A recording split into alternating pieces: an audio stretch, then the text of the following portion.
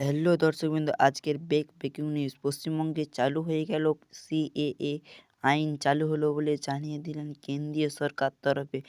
এই সিএএ আইন চালু হলো, নাগরিকদের জন্য চালু হলো বলে জানিয়ে দিলেন কেন্দ্রীয় সরকার তরফে, অর্থাৎ সিটিজেন অ্যামেন্ডমেন্ট অ্যাক্ট। এই সিটিজেন অ্যামেন্ডমেন্ট অ্যাক্ট সিএএ চালু হলো বলে জানিয়ে দিলেন কেন্দ্রীয় সরকার তরফে। যারা এই নাগরিক বা যারা নাগরিক আছেন বলে আবেদন করবে বলে ভাবছেন, কি জানিয়ে দিল এই আবেদনের মাধ্যমে বিস্তারিতভাবে জানিয়ে দেবো। ভিডিওটি সম্পূর্ণ স্কিপ না করে সম্পূর্ণ দেখতে থাকুন। চ্যানেলে যদি নতুন হয়ে যায় চ্যানেলটিকে সাবস্ক্রাইব করে পাশে থাকা অল ঘন্টাটি বাজিয়ে দিয়ে যাবেন আর ভিডিওটিকে একটি লাইক দিয়ে যাবেন। দেখতেই পাচ্ছেন বন্ধুরা, বড় ঘোষণা করলেন কেন্দ্রীয় সরকার তরফে। দেশ জুড়ে আইন চালু হলো নাগরিকদের জন্য সিএএ।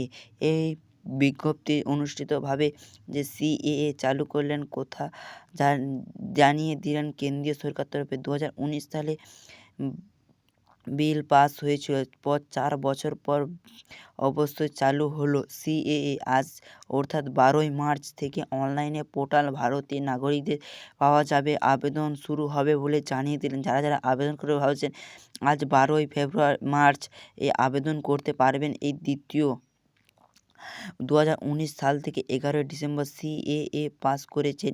এই অনলাইনে জানুন, বাংলাদেশ, পাকিস্তান এবং আফগানিস্তান এবং মুসলমান ধর্ম দেশগুলিতেও আপনারা আবেদন করতে পারবেন এবং ভারত ও চীন ও থাইল্যান্ডেও অবশ্যই আপনারা আবেদন করতে পারবেন।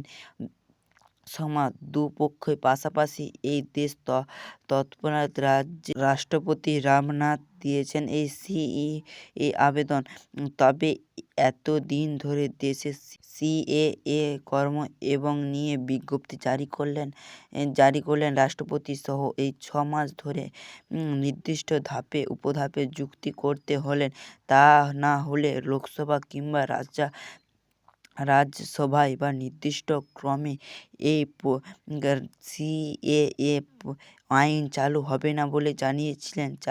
4 বছর ধরে সিএএ কোনো ধরনের যুক্তি হয়নি।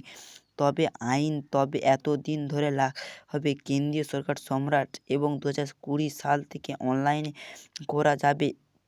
12ই ফেব্রুয়ারি আবেদন জানাতে পারবেন এই 2024 সালের রাষ্ট্রপতি। ভিডিওটি ভালো লাগে প্লিজ চ্যানেলটিকে সাবস্ক্রাইব করবেন আরেকটা ভিডিও নিয়ে।